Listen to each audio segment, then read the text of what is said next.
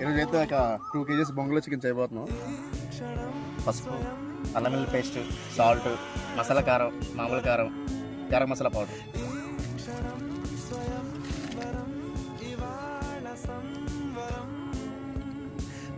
పెరుగు, ఆయిల్, పచ్చిమిరపకాయలు, onions, lemon,